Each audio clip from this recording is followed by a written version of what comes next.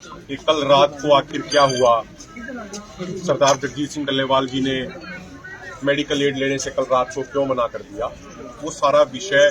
और उसके बाद अभी एक चिट्ठी की भी चर्चा चल रही है, बहुत सारे पत्रकार साथियों ने भी पूछा, उसको भी एक हम स्पष्ट करना चाहते हैं। देखिए, जब 19 तारीख की early morning 8 super specialist doctor अलग अलग फील्ड के थे, उसके बाद लगातार सीनियर डॉक्टर आते रहते, लेकिन कल रात को जो एक ड्रिप जो दी जा रही थी उसमें एक कोई छोटी बोतल भी थी और उसका एक तय समय होता है कि इतने समय में ये पूरी खत्म कर लेनी है।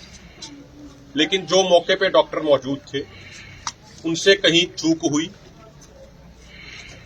आप उसको लापरवाही भी मान सकते हैं।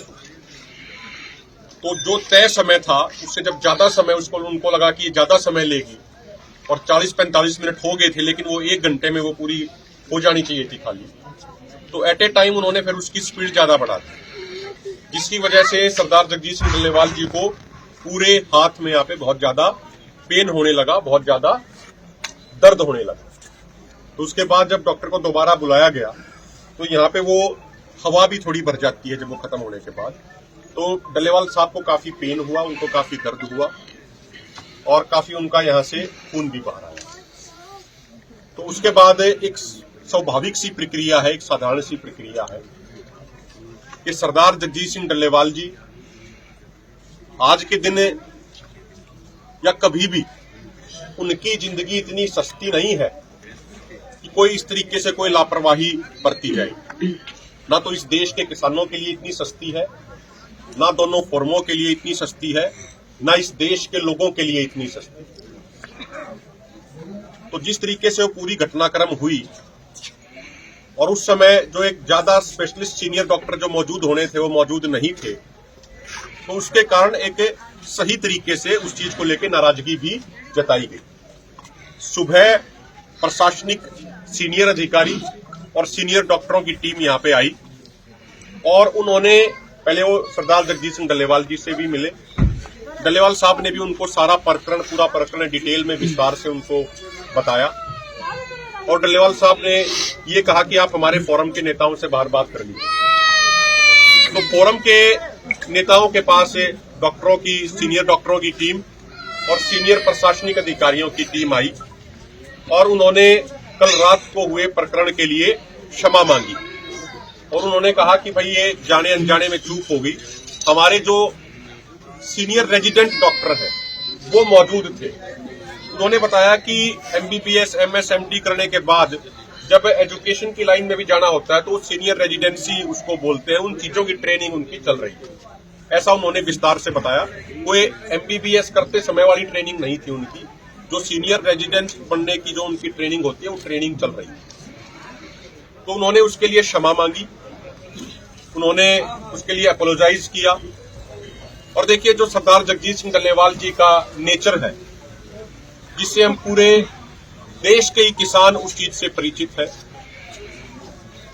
अगर कोई सामने से कोई हाथ जोड़ के अगर कोई क्षमा मांग लेता, माफी मांग लेता है, तो डल्लेवाल साहब का हमेशा ये कहना रहा है कि अगर कोई सामने से सच्चाई से अंदर से कोई गलती स्वीकार कर ले हाथ जोड़ के, तो उससे ज्यादा बड़ी चीज और कोई नहीं होती, उसको माफ कर देना चाहिए। तो जो उन्होंने अपोलोजाइज किया, जो उन्होंने माफी मांगी, उस चीज के लिए उनको क्षमा कर दिया गया। क्योंकि अगर हम पंचायती तौर पर भी बात करें, सामाजिक तौर पर भी बात करें, जब सामने से जिससे गलती हुई है उसने हाथ जोड़ के क्षमा मांग लिया तो उससे आगे कुछ बचता नहीं।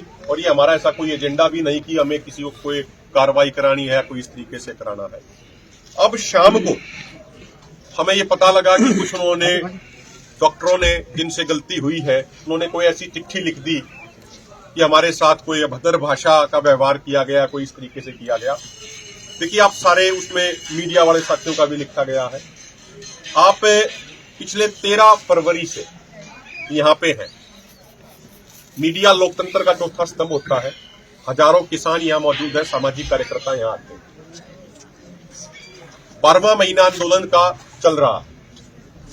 आज तक किसी भी कोई पत्रकार साथी के साथ, किसी भी सामाजिक कार्यकर्ता के साथ, हमारे किसी भी नेता ने या किसी भी किसान ने हल्की सी ऊंची आवाज में भी बात नहीं करी। और सारे के सारे यहाँ पे सभ्य लोग हैं, सारे के सारे जिम्मेदार लोग हैं। तो कोई डॉक्टर अगर किसी से गलती हो गई, उसके बाद उल्टा इस तरीके के झूठे और निराधार आरोप लगाए वो उसकी चिट्ठी में लिख के, तो ये तो वही बात होगी जो एक कहावत है कि उल्टा चोर कोतवाल को डांटे।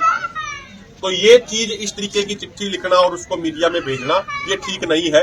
कहीं ना कहीं जो उनसे गलती हुई है उस गलती को छिपाने का प्रयास कर रहे हैं।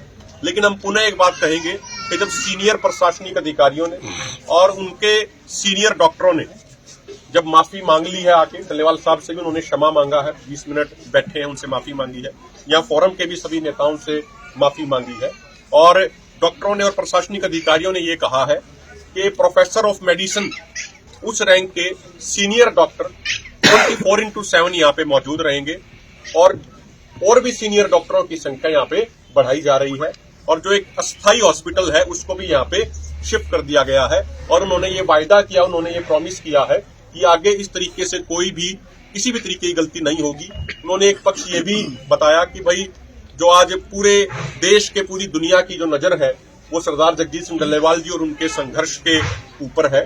तो इसलिए उन्होंने एक पक्ष ये भी जताया कि कई बार जब बहुत ही कोई ज्यादा सम्मानित व्यक्ति का जब कोई ट्रीटमेंट कर रहे होते हैं तो कई बार जो उतने